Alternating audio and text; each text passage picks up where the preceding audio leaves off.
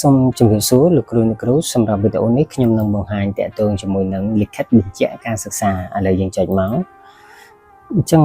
នេះគឺជាអ្វីដែលលោកគ្រូអ្នកគ្រូត្រូវបំពេញបាទទី1គឺតាក់ទងជាមួយនឹងលេខប័ណ្ណបាទយើងបំពេញលេខប័ណ្ណមក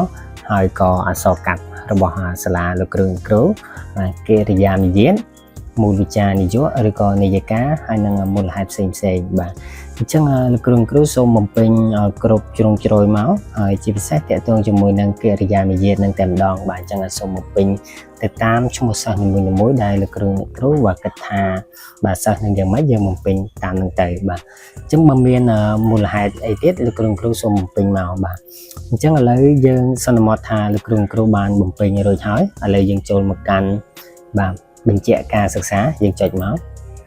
បាទអញ្ចឹងនេះគឺជាទម្រង់នៃលិខិតបញ្ជាក់ការសិក្សាបាទអញ្ចឹងចំពោះបញ្ហាផ្សេងៗដែលលោកគ្រូឆ្ងល់ទាក់ទងជាមួយនឹងរបៀបប្រើប្រាស់បាទសូម complete scan នៅទីនេះបាទ scan QR code នេះទៅយើងទស្សនាទាក់ទងជាមួយនឹងវីដេអូក្នុងការប្រើប្រាស់បាទអញ្ចឹងលោកគ្រូអាចធ្វើការជ្រើសរើសបានបាទប៉ុន្តែរូបថតនេះអត់ផ្លាស់ប្ដូរទេអញ្ចឹងដើម្បីឲ្យរូបថតផ្លាស់ប្ដូរលុះត្រាតែលោកគ្រូបាទចុចទាញយកសិនបាទវានឹងផ្លាស់ប្ដូរហើយនៅទីនេះបាទនៅខាងនេះលោកគ្រូនៅខាងស្ដាំនេះគឺយើងអាចបញ្ចូលបាទឆ្នាំសិក្សាផ្សេងទៀតបានលោកគ្រូអាចបញ្ចូលខ្លួនឯងបាននៅកន្លែងនេះបាទសូមបញ្ចូលទីនេះទៅហើយកន្លែងនេះគឺវានឹងបង្ហាញដោយស្វ័យប្រវត្តិទៅតាមអ្វីដែលលោកគ្រូបានបញ្ចូលនៅទីនេះបាទអញ្ចឹងឥឡូវឧទាហរណ៍ថាខ្ញុំដាក់2030បាទ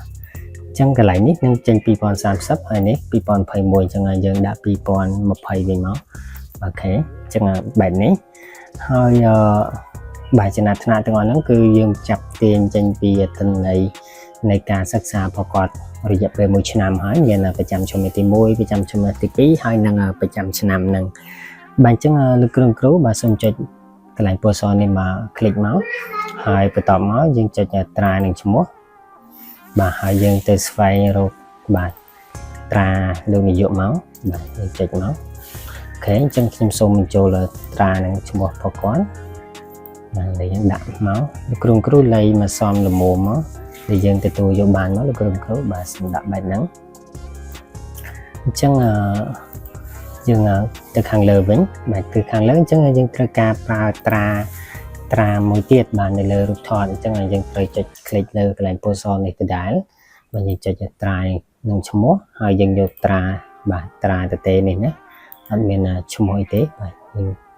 យើងអូសមកបាទយកមកដាក់នៅលើរូបថតមកហើយលោកគ្រូបាទសូមលៃលោកមកសំលមណាបាទ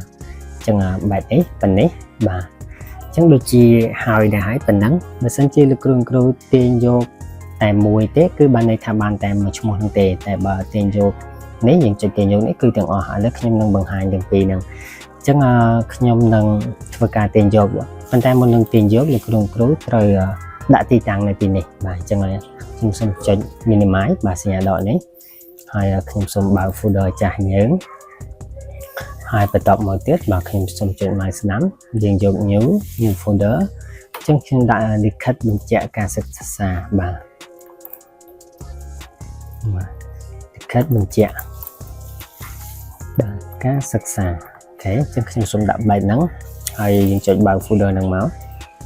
បាទអញ្ចឹងខ្ញុំសូមចុចមក click នៅទីនេះបាទអញ្ចឹងវានឹង select ចេញពណ៌ខៀវនេះហើយបាទយើងចុច mouse ស្ដាំយើងយក copy បាទបន្ទាប់មកយើងមកកាន់ប្រព័ន្ធរបស់យើងហើយយើងមកផាសនៅទីនេះមកបាទកន្លែងទីតាំងតួឯកសារបន្ទាប់មកយើងទាញយកតែមួយសិនដើម្បីសាកល្បងបាទទាញយកមួយមកអញ្ចឹងរូបថតនេះនឹងធ្វើការផ្លាស់ប្ដូរហើយបាទអញ្ចឹងបន្ទាប់ពីបានជោគជ័យហើយលោកគ្រូសូមរង្កើម៉ៅរបស់លោកគ្រូប៉ះទៅវានឹងរលត់បាទអញ្ចឹងរូបថតក៏ធ្វើការផ្លាស់ប្ដូរដែរបាទអញ្ចឹងយើងអាចទៅមើលលទ្ធផលរបស់យើងបាននេះបាទនេះគឺជារូបថតប្រកបហើយក៏ជាបាទលិខិតបញ្ជាក់ការសិក្សាមួយដែរដែលយើងត្រូវ print ឲ្យគាត់បាទអញ្ចឹងដើម្បីទាញយកទាំងអស់បាទដើម្បីទាញយកទាំងអស់គឺដូចគ្នាដែរទេលោកគ្រូបាទយើងចូលមកកាន់ប្រព័ន្ធរបស់យើងមកអញ្ចឹងយើងជ្រើសរើសអត្ថលេខសិស្សលើគេបាទឈ្មោះខនស្រីមីហើយយើងចុចទាញយកបាទយើងចុចទាញយកមកអ ចឹងលោកគ្រូសូមរងចាំបន្តិចទៅដោយសារតែសិស្សយើង23នាក់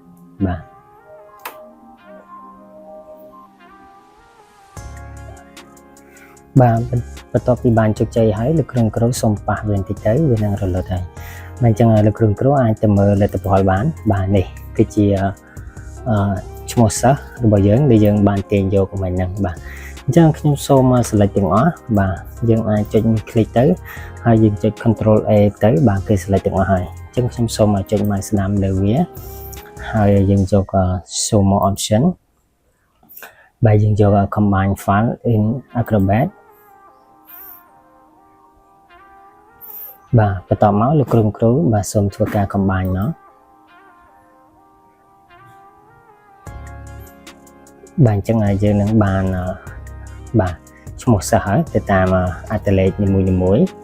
បាទនេះលោកគ្រូបាទសូមព្រីនមកគឺយើងព្រីនម្ដងគឺទាំងអស់តែម្ដងដើម្បីកុំឲ្យខាតពេលបាទអញ្ចឹងសូមមើលទៅបាទនេះគឺជាលទ្ធផលបាទអញ្ចឹងសូមអរគុណច្រើនលោកគ្រូសម្រាប់ការទស្សនានៅវីដេអូនេះបាទសូមជម្រាបលា